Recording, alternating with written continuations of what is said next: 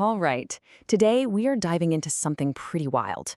It's a document called the Noodle Cloak Alarm, or Emergency Bell, and it puts forward one of the most radical ideas for global peace you've probably ever heard. It is super ambitious, definitely controversial, and it claims that we are standing at a massive turning point in all of human history. And it kicks off with this incredibly stark warning. I mean, the tone is set right from the get-go. The authors want you to know, right away, that they think the stakes could not be any higher, and that the time for debate is basically over. And that really gets to the core of it. The whole argument is that right now, this very moment in history presents us with a choice we've never had before. Are we going to keep going down the same old road of fear and conflict, or is there actually another way? A real path to lasting peace? Okay, so here's how we're going to break this whole thing down. First, we'll look at the alarm itself, then the official threat assessment that kind of set it off. After that, we'll dive into what the document calls the escalation machine problem, then its wild solution, the global border freeze, and finally, how it proposes we get there. So what kicked all this off? Well, it's a threat assessment. The entire argument is built on a real public intelligence briefing. The authors use that as the absolute foundation for their entire proposal. To be specific, the document points to the opening statement from the Director of National Intelligence, Tulsi Gabbard, during a Senate hearing. So this isn't just some theory they cooked up. It's a direct response to an official government event. In that hearing, the DNI laid out a really clear picture of the big threats. You've got the major players like Russia and China, regional powers like Iran and North Korea, and then these overarching tech threats, cyber warfare and the crazy advancements in AI. And to really put a number on it, the intelligence community projected this huge jump in missiles that could reach the U.S., from around 3,000 today to a frankly staggering 16,000 by 2035. This is the kind of hard data that's fueling that sense of urgency in the document. Okay, now this quote right here, this is the pivot point. The entire Noodle Cloak Alarm document hinges on this one sentence. The authors see it as this clear dividing line between the official data and a much deeper systemic problem that the numbers alone just don't capture. And that leads us right into the document's main diagnosis, which it calls the escalation machine. The argument is that the list of threats, well, that isn't the real problem.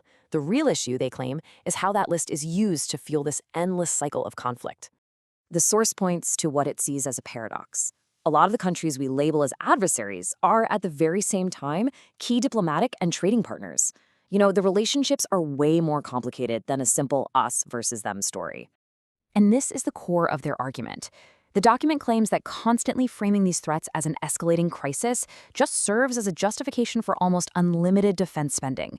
They call it a jackpot for the military-industrial complex, a system that, according to them, thrives on instability, not on peace. This isn't some brand new critique. The source is very deliberate about placing this argument in history, echoing President Eisenhower's famous warning from his farewell address back in 1961 about this exact same unwarranted influence.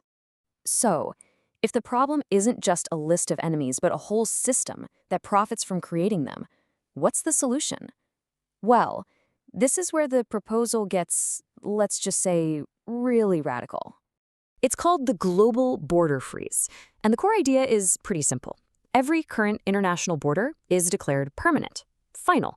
The goal is to just end territorial disputes, which the document sees as the main cause of war, forever. No more expansion, period. But this whole idea is way bigger than just borders. It's built on these four main pillars. 1, freeze all the borders. 2, cap defense spending for every country at 1% of their GDP. 3, that would force the military-industrial complex to restructure from a war machine into a stability keeper. And 4, adopt a new global motto of collective security. So the whole point is to completely flip the script. Instead of a world that's always escalating, you get one based on stability. The source claims that if you take territorial expansion off the table, you replace all that economic insecurity and political unrest with a new foundation for predictable, peaceful relationships. Now, an idea this massive can't just be a theory, right? It needs a plan. And the document actually lays out a specific call to action. It even names the people it thinks should lead this whole new global conversation. The proposal calls on a really specific approach to get this started.